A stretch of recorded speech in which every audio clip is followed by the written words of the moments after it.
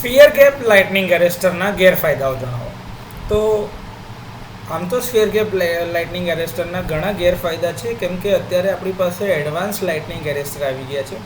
પરંતુ તે છતાં બી થોડા ઘણા અહીંયા જે લખેલા છે એ ગેરફાયદા વિશે થોડી વાતચીત કરીએ.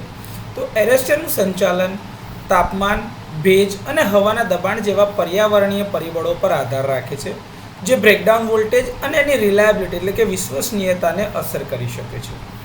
આધુનિક એરેસ્ટરથી વિપરીત સ્ફિયર ગેપ લાઇટનિંગ એરેસ્ટર વોલ્ટેજનું ચોક્કસ ક્લેમ્પિંગ પૂરું પાડતા નથી, જેના કારણે તેઓ ઓવર વોલ્ટેજ લેવલને નિયંત્રિત કરવામાં ઓછા અસરકારક બને છે. ઇલેક્ટ્રોડ સપાટીઓ સમય જતાં ઓક્સિડાઇઝ થતા અથવા ધોવાણ થઈ શકે છે, જેનાથી તેમની કામગીરી પર અસર પડી શકે છે. એટલે જ સમયાંતરે સફાઈ અથવા તો રિપ્લેસમેન્ટની જરૂર પડે છે. જ્યારે સ્ફિયર ગેપ એરેસ્ટર સીધા વીજળીના ઝટકાનો સામનો કરી શકે છે, તેમનો રિએક્શન સમય આધુનિક સેમિકન્ડક્ટર આધારિત સર્જ પ્રોટેક્શન ડિવાઇસ કરતાં ધીમો છે.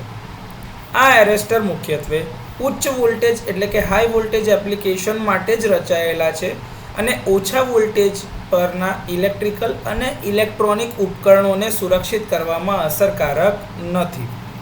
હવે જ્યારે ડિસ્ચાર્જ થાય છે ત્યારે બે સ્ફિયર એટલે કે ગોળા વચ્ચેનો આર્ક ઇચ્છિત સમય કરતાં વધુ સમય સુધી ટકી રહે છે.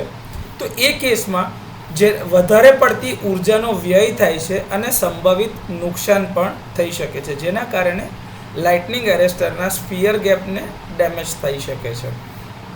જો ભારે ઉર્જા પછી ગેપને મેન્યુઅલી રીસેટ અથવા તો એડજસ્ટ કરવાની જરૂર પડી શકે છે, જે આધુનિક સેલ્ફ રિસ્ટોરિંગ એરેસ્ટરની તુલનામાં તેને ઓછું અનુકૂળ બનાવે છે. તો સ્ફિયર ગેપ લાઇટનિંગ એરેસ્ટરના થોડા ગેરફાયદા છે.